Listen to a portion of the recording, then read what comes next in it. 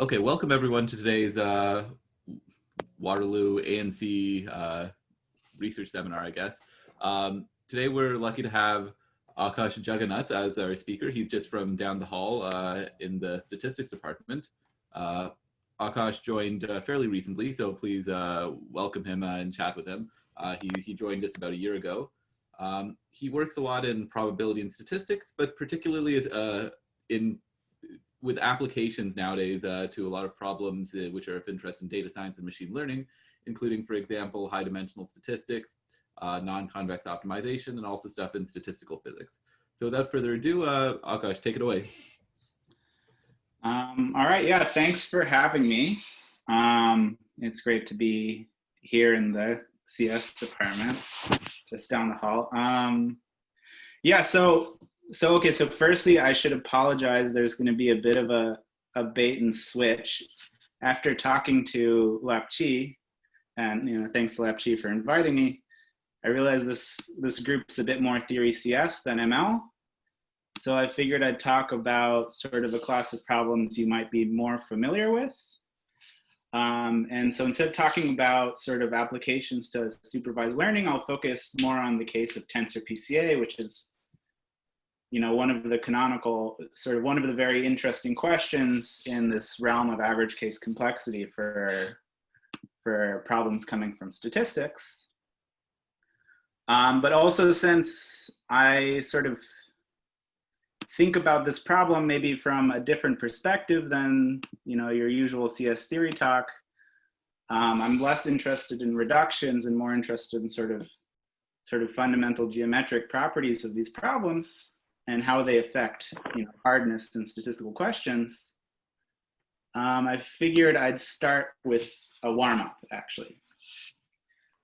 So before we actually get to the content of the talk, I just wanted to sort of remind everyone what's sort of what could be hard about the problems we're about to think about. And so but yeah, I should say, if you're interested in the talk I had advertised, just get in touch. I'm happy to chat about that as well. So okay, so let's just start with the following warm-up. So here's a very simple sounding problem, right? It's a pretty basic question of optimization, you would think, right? So what I do is I have a polynomial of fixed degree, say p, in n real variables. And so the typical kind of question I'm interested in is questions about optimization of such functions. And so here, and in particular, I'll be interested in the average case of such problems. So for a typical realization of such a problem, what can you say about the optimization problem? So for example, basic things that you learned like in undergrad calculus, questions like, what's the maximum? How many critical points are there? Can you classify them? How complex is the landscape? These are sort of basic questions you could start to ask about these optimization problems. So let's start with this, right? We're interested in high dimensional settings, optimizing functions. Let's start with a very simple class of functions and see, what's going on. So let's start with, let's take these coefficients to be IID standard Gaussians. And let's just, try to answer these questions one by one. So, okay, so if you're looking at a polynomial degree 1, right, you're just looking at a linear form. And so, okay, so optimizing polynomials on full space, that's not so interesting. So we'll put a simple constraint, right? So we'll be interested in constrained optimization in high dimensions. And like a simple constraint in the continuous setting is something like an L2 constraint. So I'll assume that I'm on the units, I'll say on the unit sphere in dimension n, okay? So hopefully the setup is clear. I'm optimizing a random polynomial on the unit sphere in dimension n. And it's a polynomial that's homogeneous, symmetric, and fixed degree.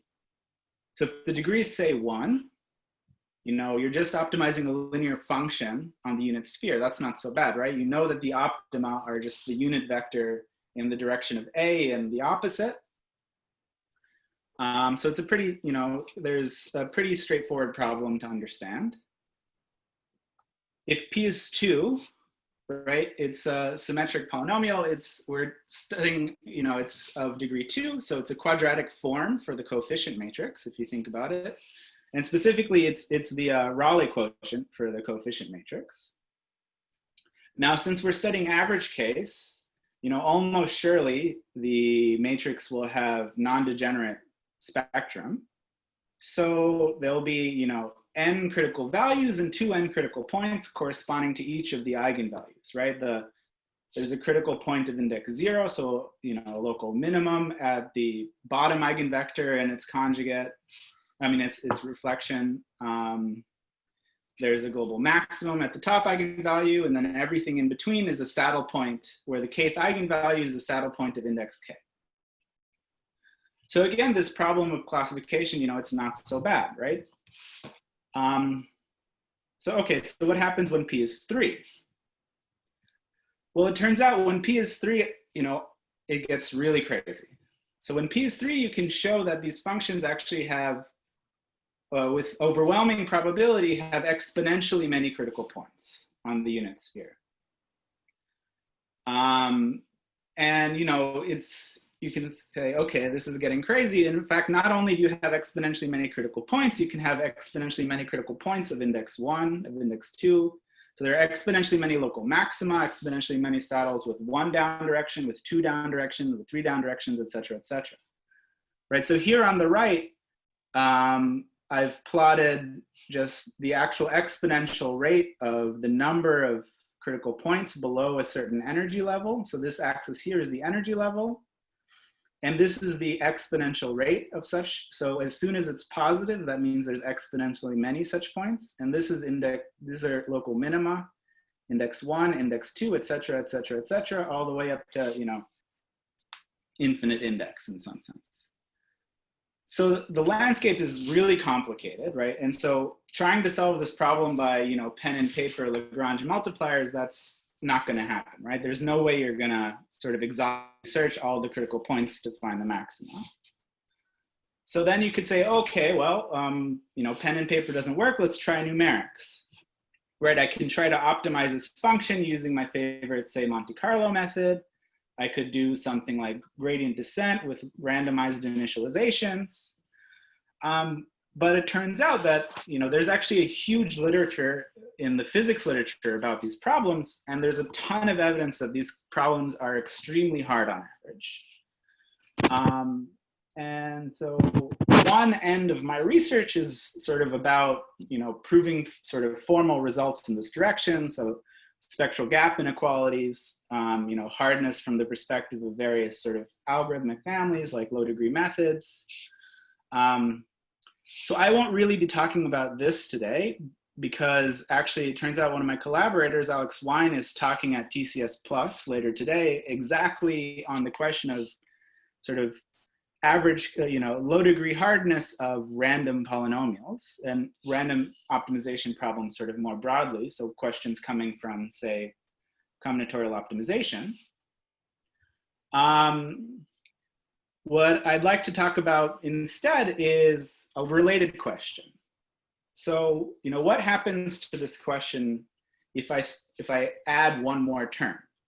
So what I'll do is I'll plant an extra term. I'll add a deterministic polynomial to my random polynomial. And the question is, can we answer the same questions for now this polynomial? And let's take a very simple case, right? A polynomial that we definitely know how to solve, say the first coordinate to the power k. So x1 to the power k. You know how to optimize x1 to the power k. It's not so bad, right?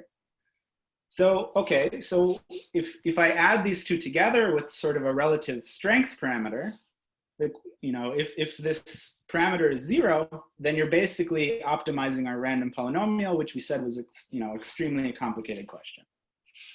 On the other hand, if you sort of, rescale by lambda and send lambda to infinity, you're really just optimizing phi, which is very simple, right? There's the maximum at the North Pole. So, the first polynomial, right, it was a random polynomial, and it's not so hard to convince yourself that its law is rotationally invariant.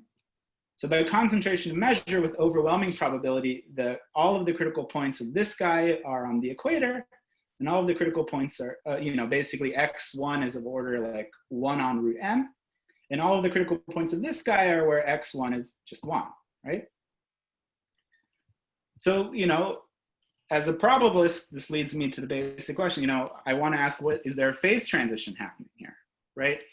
As I vary this strength parameter lambda, you could hope that, for a small enough lambda, you would imagine all the critical points are still basically at the equator because of this term, but eventually you might hope that this maximum will sort of leave the equator and start, being somewhere with a macroscopic value of x1, which I'll call the latitude for today's talk. So you might hope that once lambda is large enough, you'll have some macroscopic value, and then as lambda goes to infinity, you'll eventually converge to x1 is 1. And at the same time, there's another question, right? Which is not just a phase transition for the maximum, but phase transition for the numerics. Again, when lambda is really small, you might imagine it's extremely hard for something like gradient descent or Langevin dynamics to be able to get any non-trivial correlation with something of a positive latitude. Like you could imagine that suppose you're in the regime where you actually have this sort of phase transition for the maximum. So the maximum has positive latitude, macroscopic latitude, but still a random initialization is going to live on the equator, and it'll just get trapped in all of the exponentially many local minima that are sitting in the equator. And so there's another computational question, which is, when does this problem become tractable for sort of a simple class of algorithms, your favorite class of algorithms? So, as a sort of purely sort of mathematical theory CS problem itself, at least I think it's a very beautiful, simple to state problem that has a lot of difficulty.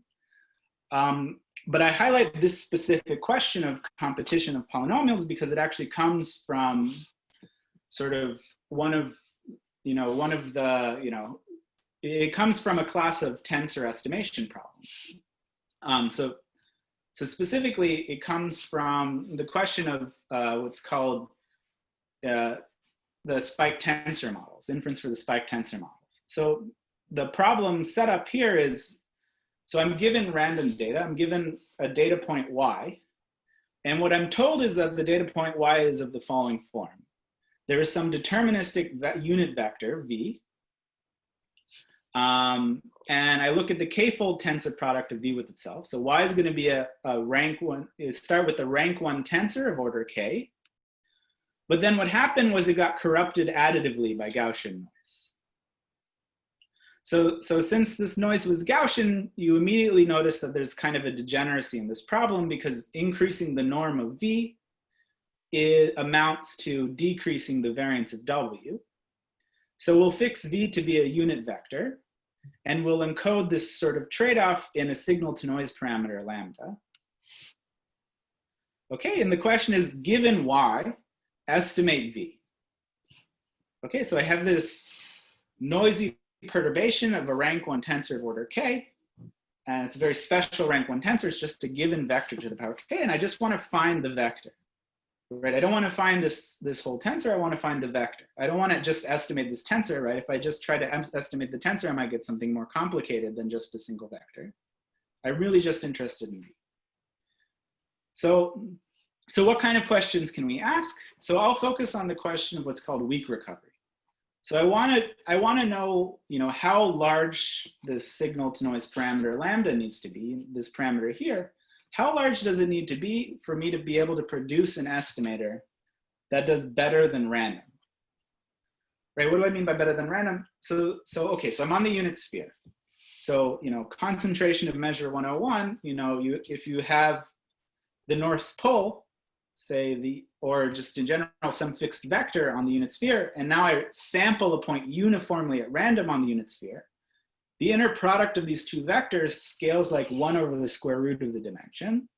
And, it fluctuates like a Gaussian, actually, asymptotically. So I want to find something whose inner product is better than this 1 on root n scale.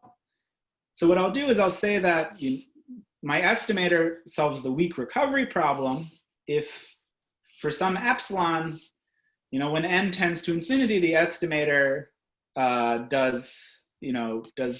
achieves a correlation which is at least epsilon. Right, so I want some scheme to produce estimators in large dimensions such that the scheme will give me an order 1 correlation as opposed to an order 1 on root n correlation. And so the question, so a basic sort of statistical question you can ask is there a phase transition for weak recovery? Actually, just sort of, one more aside, you might ask, wait, why should I just stop with weak recovery? Maybe I should go for a consistent estimation. Is this problem even interesting? The thing to keep in mind is in high dimensions with a single sample, in some sense, weak recovery is all you can expect, right? So consider, for example, the Gaussian means problem, where I have a Gaussian vector, and one of the entries has a large non-trivial mean. If I do estimation there, so if I look at, say, the maximum likelihood estimator, its correlation with the actual, the maximum likelihood estimator for this mean, right, that corresponds to this case here where k is 1, the maximum likelihood estimator in sort of the k is 1 case will actually just be the observation itself. And it's not so hard to convince yourself that so long as this signal to noise parameter is finite, you'll never be able to achieve better than, you'll never be able to achieve correlation, which is 1. You'll only be able to achieve correlation, which is like 1 minus epsilon for some epsilon. So in this high dimensional setting, weak recovery, it's not just the problem I want to talk about. In some sense, it's sort of the most natural problem for estimation. And the question we're interested in, is there a phase transition for a weak recovery? So let's, one basic approach to, estimation, not the only one, would be something like maximum likelihood estimation. So how does this work? So I have a likelihood function on my parameter space. So I told you it was a unit vector, so you can take your parameter space to be the unit sphere. And then optimizing the likelihood on the unit sphere, amounts to basically optimizing, this inner product here, the inner product between my guess, x to the tensor power k, and the data that we're given, y. So let's unpack this a bit. Well, we know that y is of the form, y is of the form w plus, lambda v tensor power k. And so what you see is that you can actually break up w into 2 parts, right? I mean, h into 2 parts. There's one term, which is a deterministic term, which is the population mean, or the population risk, which is the inner product between my guess tensor to the power k and the truth to the power k. And that ends up just being the inner product of the 2 vectors to the power k. And then, but remember also y had this noise term w, and so w dot x tensor power k is just a homogeneous polynomial in x with coefficients given by w. So you see is there's sort of 2 terms. There's a population term here, which is just as, a linear, you take some linear observation of x, raise it to the power k, and then there's this noisy term, which is a random polynomial of degree k. And then, because, we assumed the data was Gaussian, this problem is rotationally invariant. So let's just take v to be the north pole. The parameter we're trying to infer, let's assume it's the north pole, in which case, phi then becomes just the first coordinate of your vector to the power k. Right, so we're exactly in the situation from before where, maximum likelihood estimation is I want to, maximize this likelihood, and the maximizer, or a maximizer, will be my estimator. And so, the upshot here is you can sort of see that there's sort of a quick translation from sort of interesting questions having to do with, random landscapes in high dimensions. There's this question of the phase transition for the location of the maximum. And if you just translate it into the setting of statistics, this suddenly becomes a question about a phase transition for a weak recovery, right? The question about, whether or not the maximum of this polynomial here, the sum of two polynomials has has, non-trivial, latitude, is equivalent to asking for weak recovery. All right, so that's sort of, just sort of in a nutshell, sort of the perspective I'm coming at from this problem. Let's start looking at how you can sort of use this perspective to start understanding sort of questions coming from statistics and then coming sort of back to the core of the seminar, questions from computing. So first, I just wanted to, quickly start talking about the statistical thresholds for this problem. By which I mean, can I actually do this estimation task? So let's just do a warm-up again. When in the case that k is 2, right? So you're in the case that k is 2, what's going on? You have a, your data are matrices. There's a rank 1 matrix that's been perturbed additively by Gaussian noise. And if you look at the maximum likelihood, it was our data matrix y times x tensor x, interproducted with x tensor x. So if you rewrite that, you realize, like we said earlier, this is just the Rayleigh quotient for the data matrix. And so the estimator in this case will be the top eigenvector. And what you can show is the following. There's a critical, signal to noise strength, lambda, such that below this strength, the problem is actually information theoretically impossible. Not only can you not estimate V, not only can you not produce an estimator that solves weak recovery, there's no hypothesis test that can distinguish the sort of matrix, this sort of rank 1 matrix corrupted by additive noise from a null, which would be just a pure noise matrix. On the other hand, above this threshold, you can distinguish these two distributions, and furthermore, you can actually solve weak recovery by maximum likelihood. Right? So what you can do is you can compute actually even the asymptotic correlation, and what ends up happening is, so if as you vary the signal to noise strength, this is sort of the bottom axis, to the correlation achieved by the maximum likelihood estimator, this is the y-axis, what you find is up until a critical threshold, your estimator can't do anything because you can't even distinguish the spiked matrix from pure noise. But once you reach this threshold, you start continuously increasing the correlation you can achieve, and it sort of increases continuously. And as lambda goes to infinity, you eventually reach, perfect correlation or consistent estimation. Sorry, and this threshold is 1 over square root 2 or something? Yeah, it's something like, it's for lambda, it's like lambda plus 1 on lambda is equal to 1 or something like that. So yeah, it's something like square root 2. Okay. Okay, it has to be square root 2, I guess, because I wrote the slide thinking ahead. Well, 1 over square root 2. 1 over square root 2, yeah. Okay. So it'll be 1 over square root 2 in this case, because otherwise this wouldn't make sense. Okay, so, and yeah, by the way, please feel free to interrupt me if you have any questions. So what happens when k is strictly greater than 2? Now the issue is, now we're looking at matrices. There's tensors. Unlike the matrix setting, there's no natural sort of, at least well-accepted spectral theory for tensors. So the actual estimator doesn't have sort of a clear interpretation in and of itself. There's been a lot of work recently on bounds for estimation and detection thresholds. So lower bounds on estimation thresholds and information theoretic thresholds. But it turns out, recently with a couple of collaborators, we were able to show that there's actually, a fixed signal to noise. If you do there's a fixed signal to noise parameter, lambda critical, for any given order of the tensor. So fix the order of the tensor. Say it's a k tensor, where k is say 3 or 20.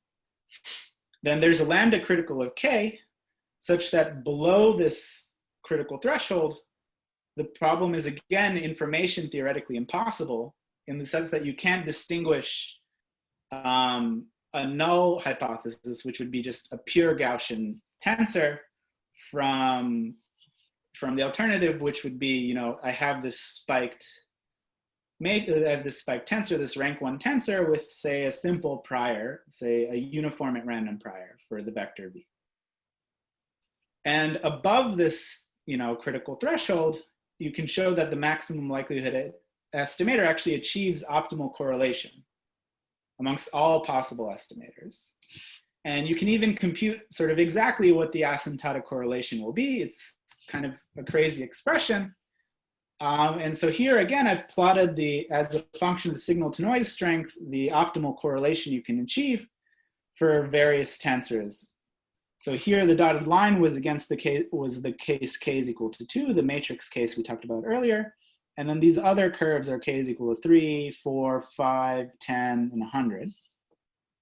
What we can see is actually something crazy is going on here. So this plot actually, so this line is maybe shouldn't actually be here, because it turns out as soon as k is at least 3, there's the jump discontinuity right here. So right in the language of statistical physics, there's what's called a first order phase transition here.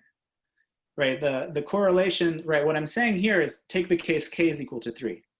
Below the information theoretic threshold, it's impossible to achieve any non-trivial correlation, but as soon as you cross it, you actually achieve quite a lot of correlation, right? You get correlation which is around like 0.8, just as soon as you cross the information theoretic threshold. So, what's going on here, what the idea is, at least for this phase transition, is what you can do is you can look at the log likelihood and you can try to compute it constrained to a fixed latitude. And you can look at how this function behaves, the maximum likelihood constrained to a fixed latitude. You can look at how it behaves as you vary the latitude. And so, we were able to do this leveraging, tools that we had under our belt from, mathematical physics. This problem actually connects to a problem in statistical physics. And so, what you can show is, the constrained maximum likelihood below the information theoretic threshold, basically it's decreasing, starting from 0 latitude down to 1. And then as you crank up the signal to noise ratio, lambda, what starts happening is eventually a new local maximum appears for this constrained maximum likelihood function at a positive correlation. And then eventually, as you increase the signal to noise ratio, this other maximum starts drifting closer and closer to the North Pole, but it also becomes more and more important. It achieves a better and better value for the log likelihood, until you cross the critical threshold, where now the value at this local maximum beats out the value at the origin. And this transition here is exactly this sort of information theoretic and estimation transition. And in fact, you could do a lot more. People have tried to study the number of critical points in this case. So there's been some rigorous results on first moment. The first moment of the number of critical points, and people have shown that there are exponentially many critical points sort of at the equator again for this problem. And then eventually, as you increase the signal to noise, you can get sort of at least an expectation, sort of a 0 for the exponential rate function, which suggests a picture like this. Okay, so I guess this is maybe a good point to stop, because sort of pause for a moment to see if there are any questions, because now what I'm going to do is sort of turn to algorithmic questions. So are there any questions about sort of the statistical side of this? Yeah, so Aukosh, so in a sense, so when you're trying to estimate this rank 1 tensor, can you relate this lambda to, in a sense, like the number of noisy samples like that you can get? Like, let's say you have access to this tensor. So I think your question is, rather than doing one sample, can you think about sample complexity kind of results in this case? Right, because I could just add. Yeah, so in the case of, Gaussian noise, this is actually quite easy, because if I have several, say P, or say, so suppose I have M observations of this form where V is always fixed, but I'm resampling this W every time. Then it's not hard to convince yourself that if you write down the maximum likelihood, what ends up happening there is you get the sum of the y's appearing here, where y was. And then because it's Gaussian, what ends up happening is basically having M samples with signal to noise lambda, it amounts to the same thing as having a single sample with signal to noise ratio, which is like square root of M. Right, so having many samples from the perspective of this problem and optimizing the maximum, optimizing the log likelihood for this sort of joint collection of data, right? Something like, which would be like something like an empirical risk. In that case, it's the same as just studying a single sample with a much larger signal to noise ratio. Exactly, right? So you're just multiplying your lambda, like your lambda is the number of samples in a sense. Yeah, lambda is like the square root of the number of samples. Okay, cool, thanks. Are there any other questions?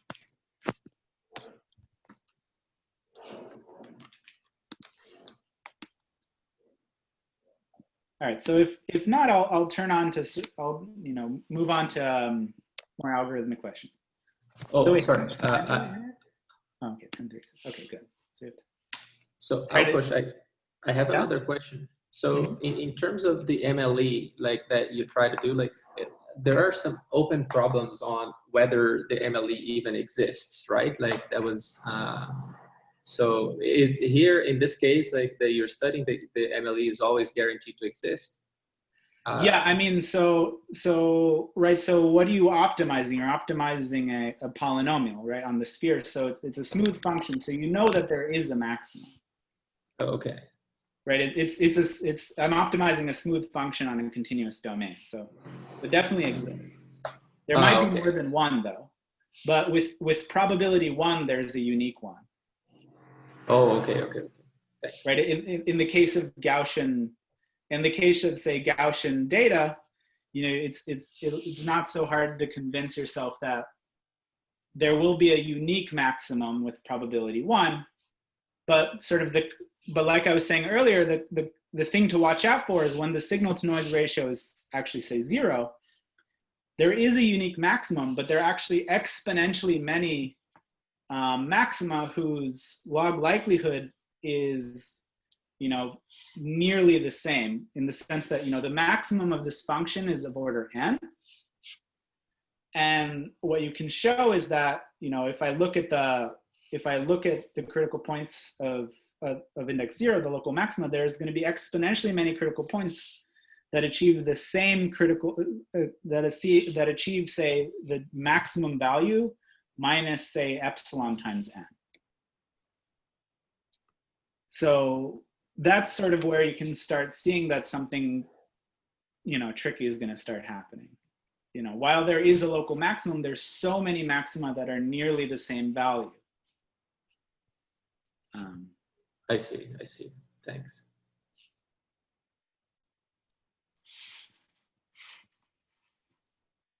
All right.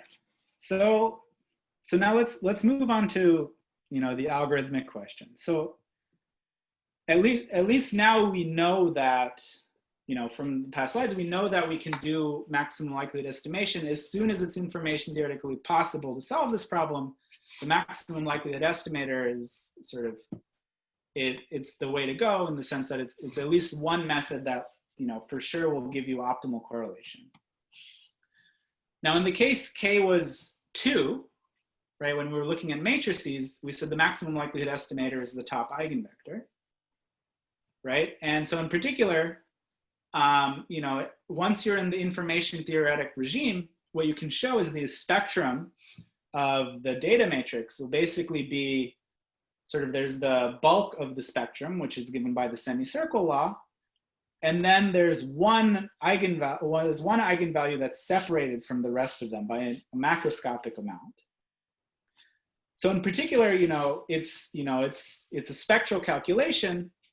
So, and your spectrum, actually, there's strict separation between the top eigenvalue and the rest of the spectrum. So it's actually quite easy to compute numerically, right? You can even do something really dumb like power iteration or gradient descent.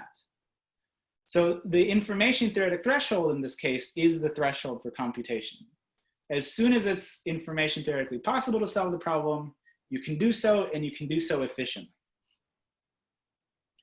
But what happens when k is greater than 2? Right? We said that there's no sort of connection to spectral theory here. And it's connected to this problem of optimizing, random polynomials. From sort of a classical complexity perspective, right, the problem is NP hard.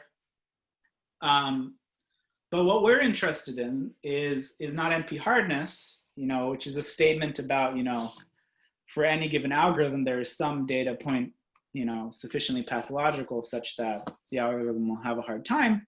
We're interested in, for a typical, realization of the data, is it hard to perform this task? And sort of, as I mentioned earlier, there's sort of a lot of evidence that this is the case. So, what's the state of the art pre what I'm about to tell you? As I mentioned, there's this information theoretic threshold called lambda MLE, which you can show to be order 1. But what's expected is the algorithmic threshold here, lambda alg, is actually going to be polynomially diverging in the dimension.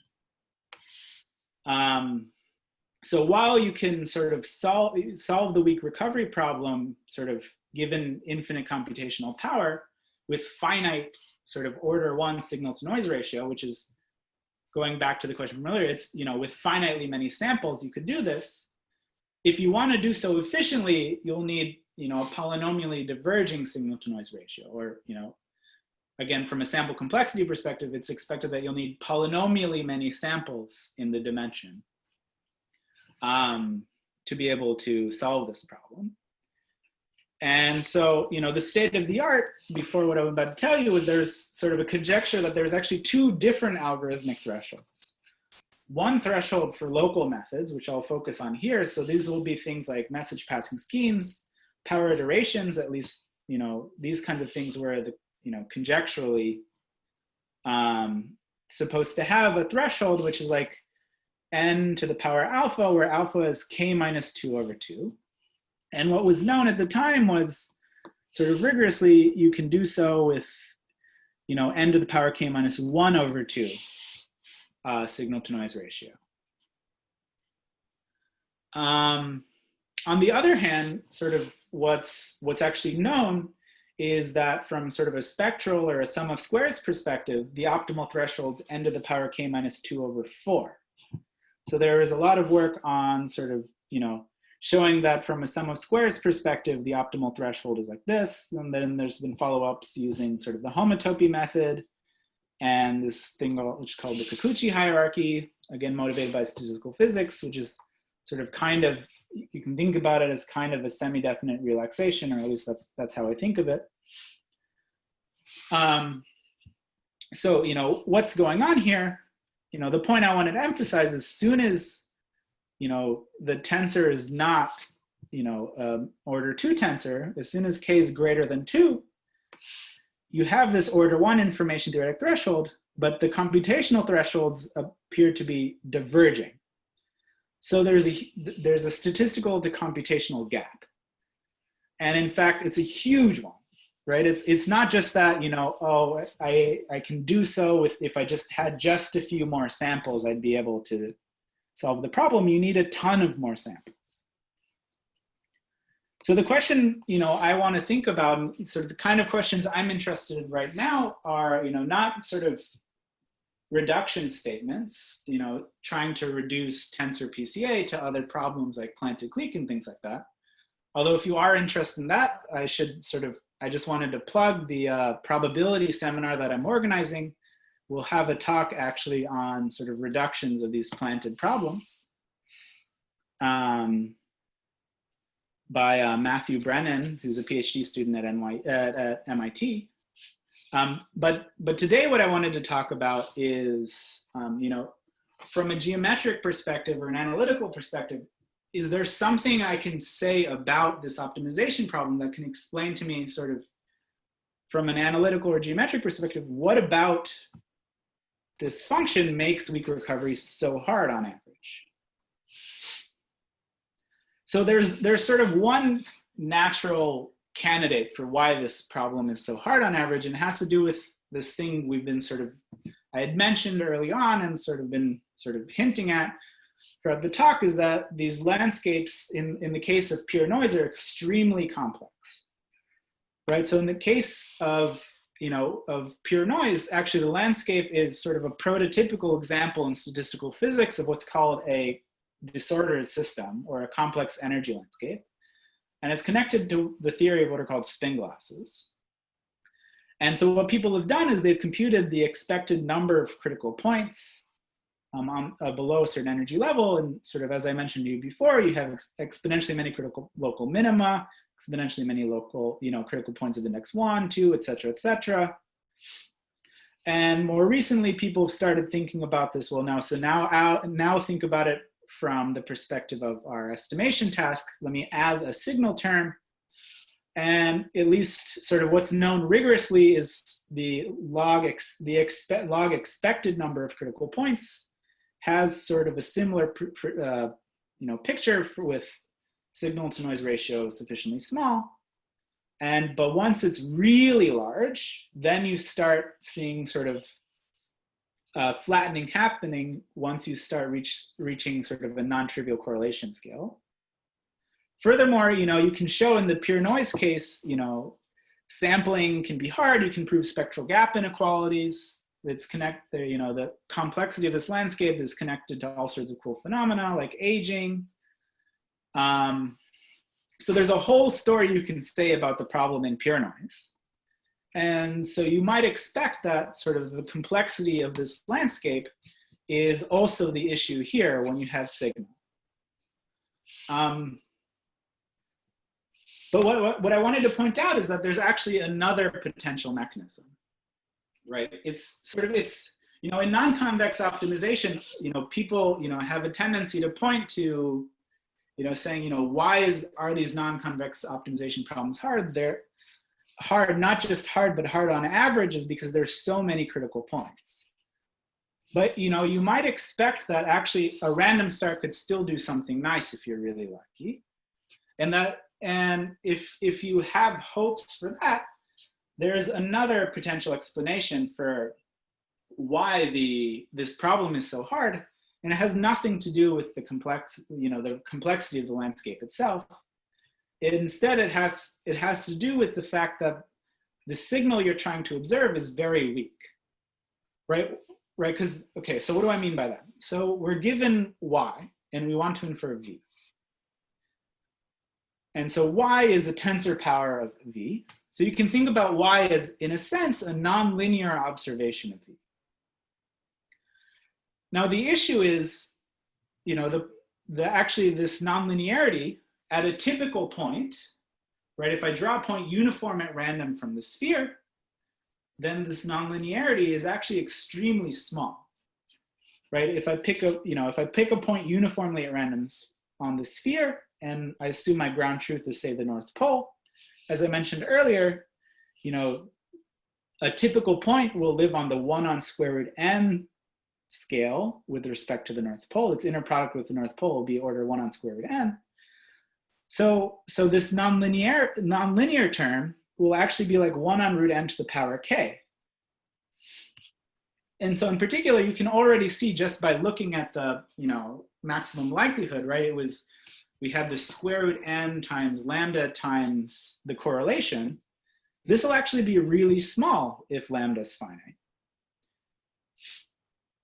If k is less than 2, if k is greater than 2, but if k is less than 2, actually what will end up happening is, if you just do a sort of back of the envelope calculation, which is comparing, how big is this term, the contribution of the deterministic term, how about you compare that to the entropy of the set of points of fixed correlation, right? So I can look at, what's, the large deviation rate function. So, 1 on log n, the probability of having correlation fixed to being at a given latitude, so that's an entropy, and you can ask how big is that entropy as compared to the energy you get from having, x1 being very small.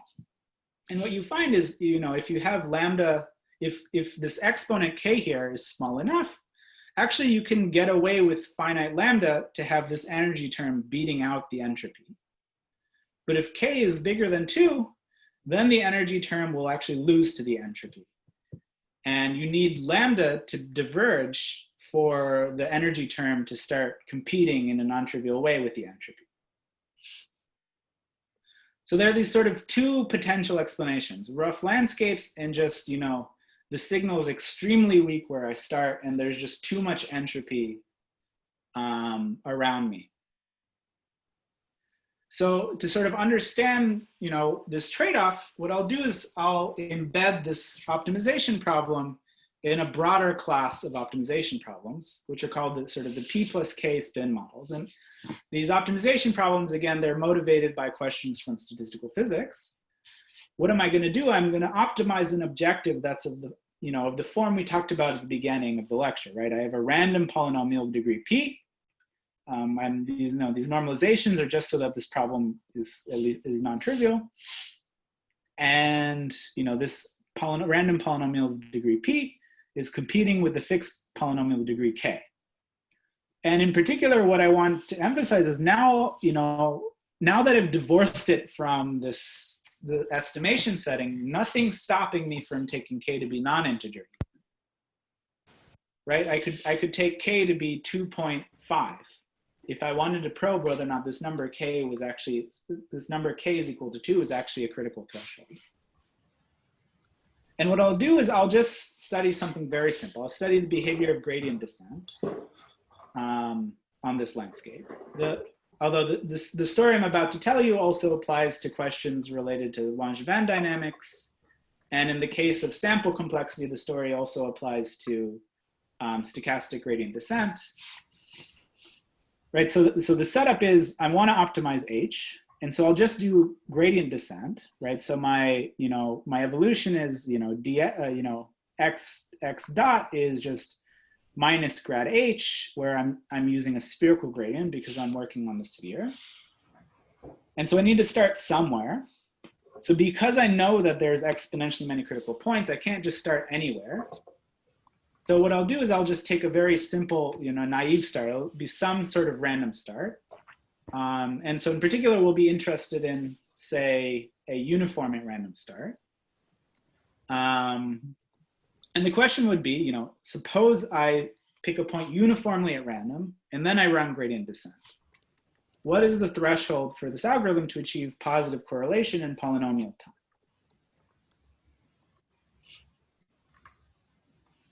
So it turns out what you can show is that if I take the volume measure, okay, so if I pick a random point with probability of half, it'll already be in the North Pole.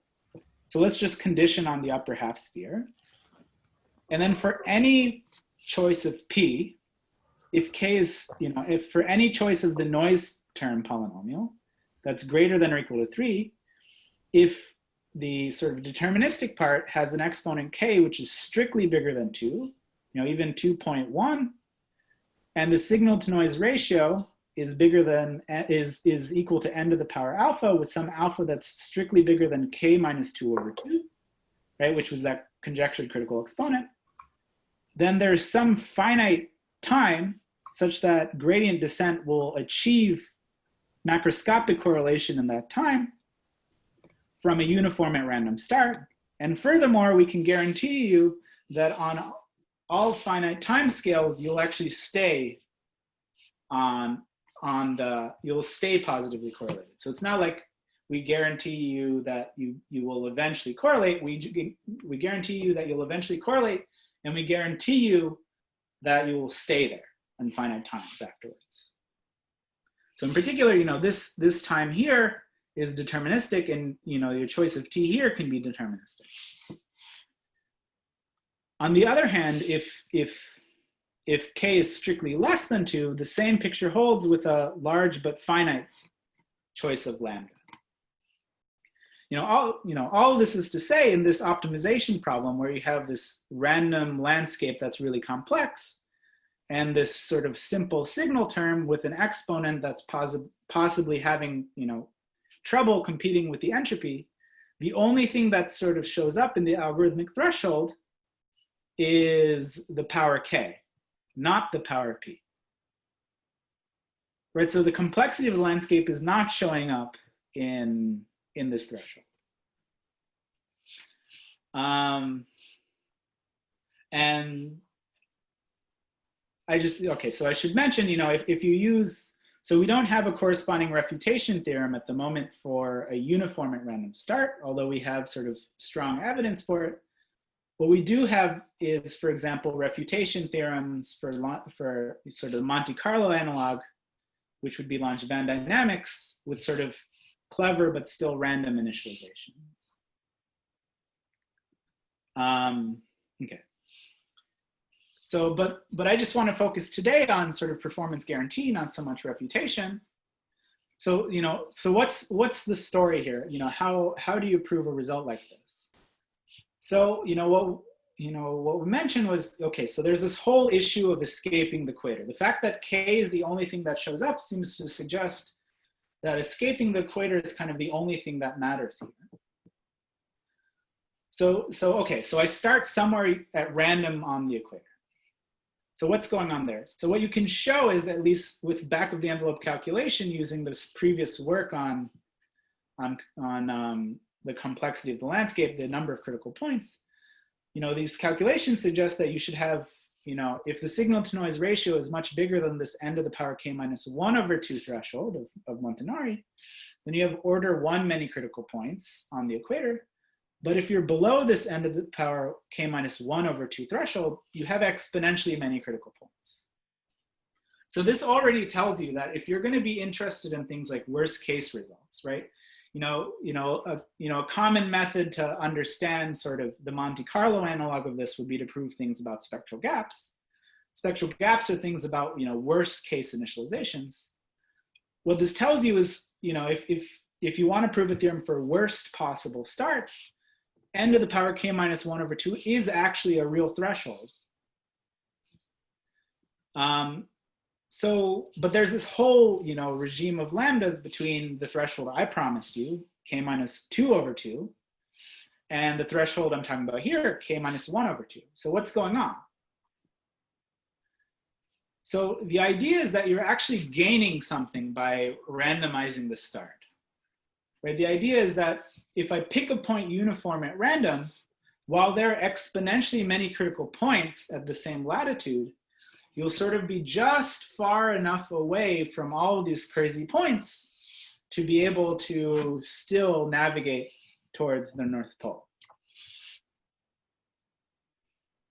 And so how do you, prove a result like this? Just sort of very quickly, the idea is, what do you need to do? You need to quantify the effect of the trade-off between what you're gaining from randomization and the landscape itself.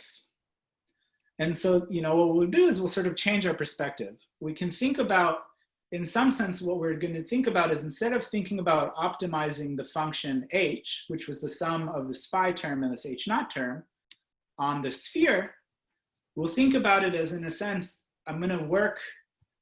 I'll try to just optimize the function phi, but in a sense on the landscape induced by this random polynomial.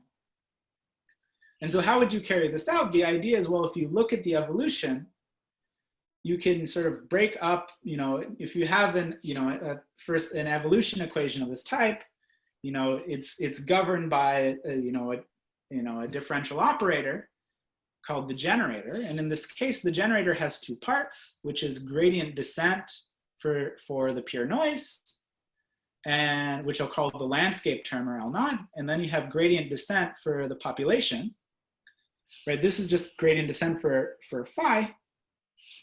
So this is the landscape term, and then this is what would happen if I were just doing population gradient descent. And so the idea is that, if I picked a point, if I started uniformly at random and ran gradient descent for just pure noise, you would not be able to achieve any sort of interesting correlation. But if I run gradient descent for this whole object and think about it as, a perturbation about the population dynamics, then what you find is that there's this population dynamics term, gradient descent in the population landscape, plus all of these other effects coming from the landscape term. So to quantify this trade-off, what we're going to do is we're going to come up with conditions on initial data. So there's a whole hierarchy of conditions that's in our paper. I don't really want to get into that because I just want to talk about the case of a uniform at random start. And so the idea is there are sort of these two conditions on your initialization. Take any sequence of initializations you want. If we'll say that they satisfy condition 1 if the probability that the directional derivative, if the probability that in some sense it run in the landscape of pure noise, you achieve non-trivial correlation, this probability of this happening goes to 0, right? So more precisely what I'm going to do is I'm going to look, so the landscape term is the gradient in the direction of this pure noise. And so what I'll do is, there's the observable I care about, which is the correlation, and I look at its gradient in the direction of pure noise. And then I flow it under the dynamic gradient descent for the pure noise, right? So if you're not used to this generator notation, you should just think about this as L naught of M of X bar at time t, where X bar is just gradient descent in pure noise. And what I'm asking is that its size should not get much larger than the central limit theorem scaling of 1 on root n. So the other condition we'll need is an anti-concentration condition. It says that, you don't start literally at the equator.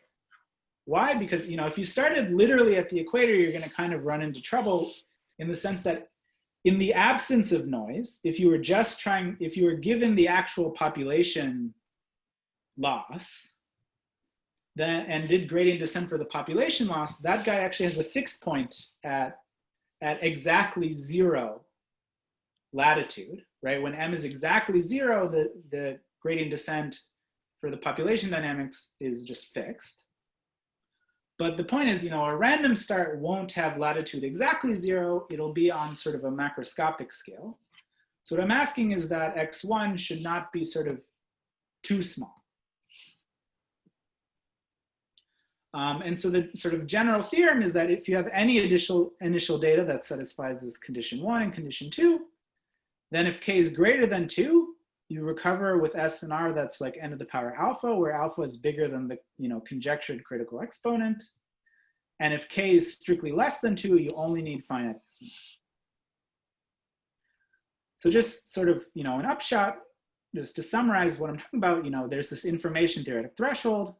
There's the sum of squares threshold, which is, diverging in n, but somewhere over here. And then there's this conjectured threshold for local methods, which is provably the threshold for a uniform at random start for SGD, GD, Langevin. But on the other hand, there's the sort of current sort of state-of-the-art threshold for message passing, approximate message passing. And actually, you can give a landscape interpretation of this threshold in the sense that this is actually the threshold for a worst case start for an iterative scheme. So yeah, just to sort of summarize, in this problem, you can show that in this problem of, spiked tensor estimation, the statistical thresholds are order 1, but the algorithmic thresholds are divergent, right? So the statistical to algorithmic gap is huge. And the question, what's causing this to happen? At least it seems that for sort of, first order methods, or even sort of stochastic analogs of first order methods, the key issue is not actually the fact that the landscape is incredibly complicated where you would naturally try to start your algorithm.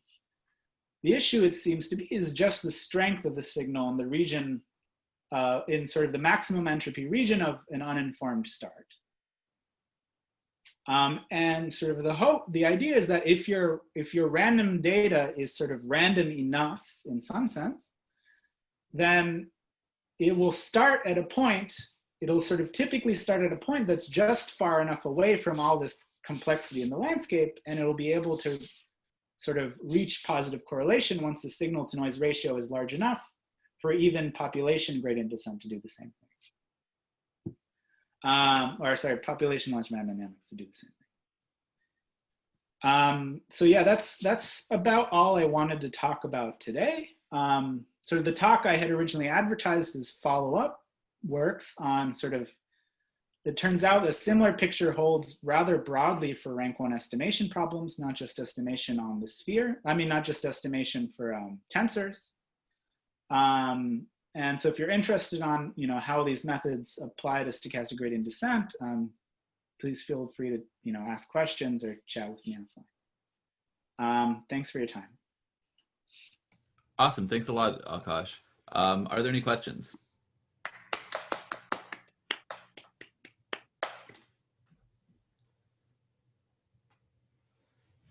Yeah, questions?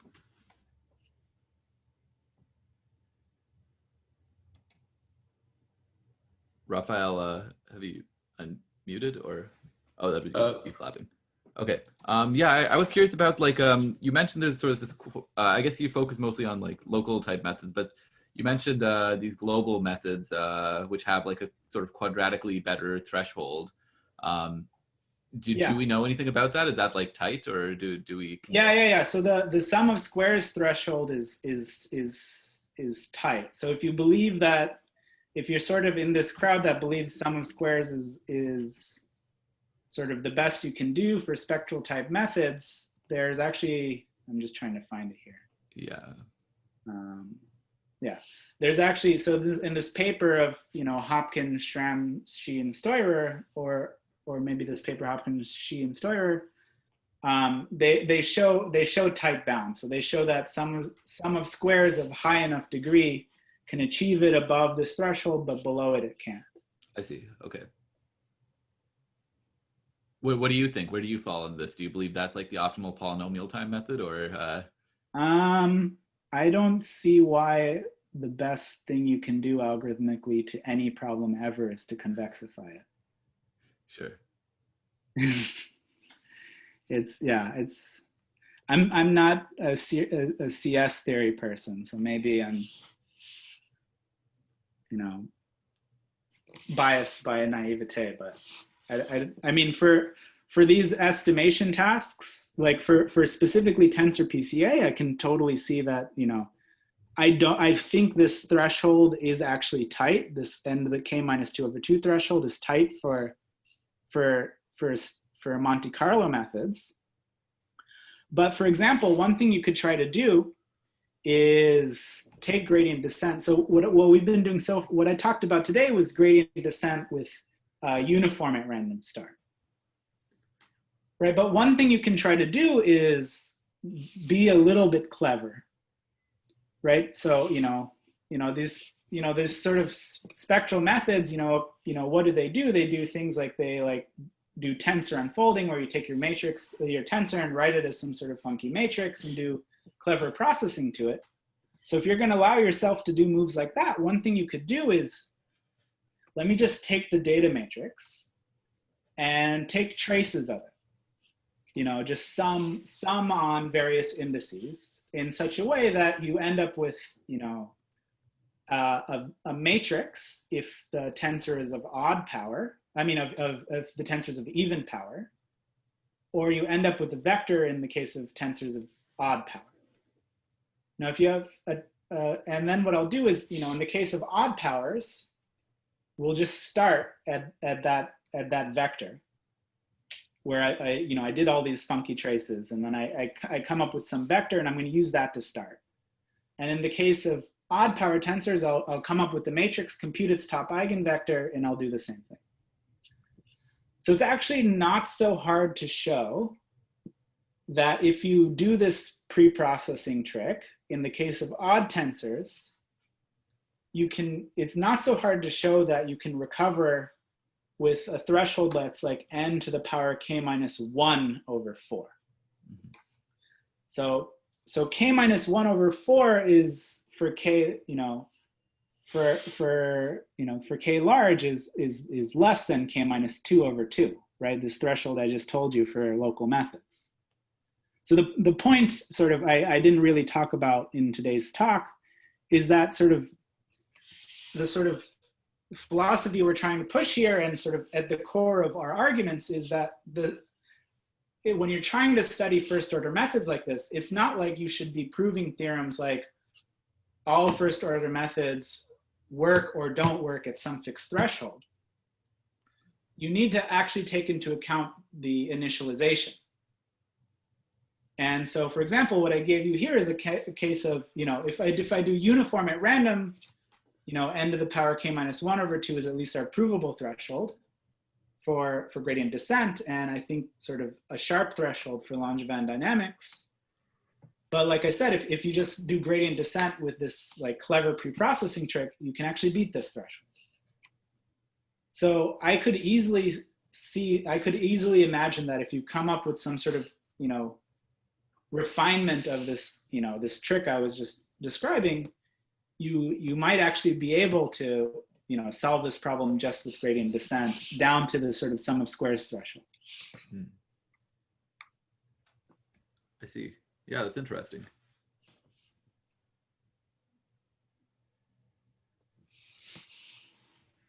Let me ask another question. Like, okay, this might be heresy, but like, do you feel like this there's any takeaways for, say, practitioners in this area based on your findings? Yeah. So I think, well, okay, so it's always tricky when you say practitioners. Yeah, that can mean many things, but however you want to take it. But okay, so let me actually sort of skip ahead to what I was originally going to talk about, which was these problems from machine learning. And it holds much more broadly. Supervised learning is one thing. Mixtures of Gaussians, things like that. We're able to start saying, use these ideas to start saying things about performance for these kinds of algorithms. So at least, so consider the following problem. So it's supervised learning for a single layer network. So, this problem goes by a bajillion different names. I don't know, there doesn't seem to be a sort of an accepted name. Some people call it supervised learning for a single layer network. Some people call it a version of generalized linear models. Some people call it teacher-student networks. The problem is this. So I'm given m observations of the following form. So the observations are YL. And what's happening is, what I'm going to give you is, so there's some unknown vector x naught. And I take some linear observation of this vector, and then I apply a nonlinear transformation to it, f. And so the data in this problem is you're going to be given the YLs, you're going to be given the ALs, and the goal is to infer this x naught. Right, so in the case that f is just the function, f of x is x, this is just linear regression. But in the case f is, for example, x squared, or absolute value of x, this problem's connected to what's called phase retrieval in information theory. Sort of more generally, you can think about sort of, from a neural networks perspective, you can think about this as I'm doing supervised learning, so I'm given these labels and pattern vectors, and the question is to infer the optimal weight. So there, what you can try to do, a basic thing would be to try to do just a squared error for your loss. Try to just do least squares estimation for this data. And so, so one question we were thinking about is how does, does our, this story I was just saying about how k is the only thing that matters, does it say anything about these supervised learning problems? So what we can show is that in the case of Gaussian patterns, there is an analog of k, and we'll call it the information exponent. And what it is, if you write down the population loss, which is the expected value of this, the information exponent ends up being, it's the integer k such that the first, or sorry, it's the smallest j, such that if I write phi in the Hermite basis, then it's the first j such that the jth Hermite coefficient is non-zero. So, okay, so it's a funny kind of thing, but you can compute it for a bunch of different problems. So for example, if you do like the, linear regression or the analog network, the k is 1, sigmoid, the k is 1, ReLU, the k is 1, phase retrieval, the k is 2. And for crazier things like Hermite polynomials, the k is at least 3. So why am I saying that? Sort of there's this sort of general, result that we have now is that if this information exponent is, say, 1, and you're interested in sample complexity questions, then if the exponent's 1, you can sort of recover with, linearly many samples in the dimension. If it's 2, stochastic gradient descent will need at least n log n samples and at most n log n squared samples. But as soon as k is at least 3, you're in this hard regime again where you need polynomially many samples. So why am I saying this might, be an interesting upshot for practitioners?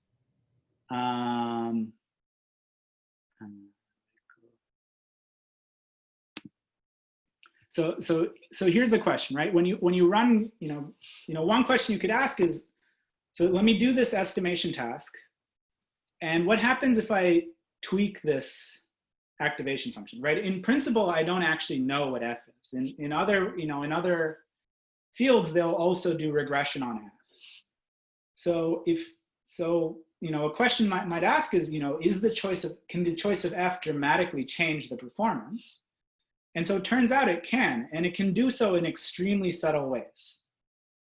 So what I've plotted here is I've taken the same pattern vectors and the same sort of ground truth, and I've simulated data with the third Hermite polynomial as my activation function, and which is x cubed minus 3x. And I did it again with just x cubed. And what you find is x cubed can very quickly recover the ground truth. But if I had a Hermite polynomial, I'm just stuck at the equator. And this, why is this a bit funky? Because like we said, linear regression would be x, and then x cubed I'm saying is fast. So x and x cubed would both be good activation functions. But then there's a linear combination of the two, which is absolutely horrible. And then, and sort of the upshot then here is, a similar picture ends up happening in the supervised learning setting where, what ends up happening is you can ask about what's happening. The analog of this question of being trapped in the equator is in the sort of SGD literature language, how much time do you spend in the search phase versus the descent phase, right? A lot of people sort of motivate studying SGD with quasi-convex landscapes by saying, well, you can always ignore the search phase as a burn-in time.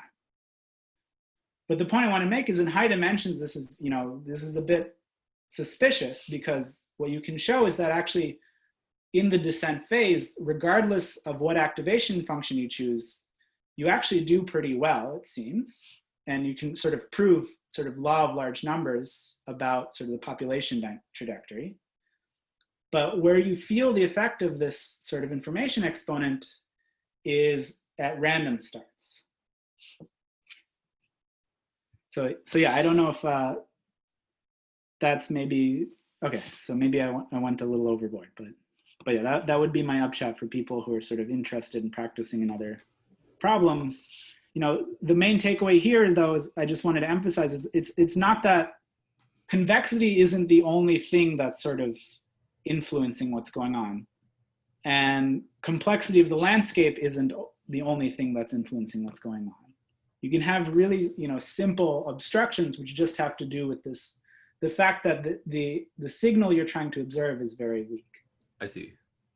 Yeah, that's pretty cool. I was a bit worried there in the middle when you said, like, I asked you a question about like practitioners and you brought to like write it in the basis of Hermite polynomials, but you brought it back. Cool. Nice. Yeah, no, this is very interesting phenomena. All right. Are there any other questions from anyone else?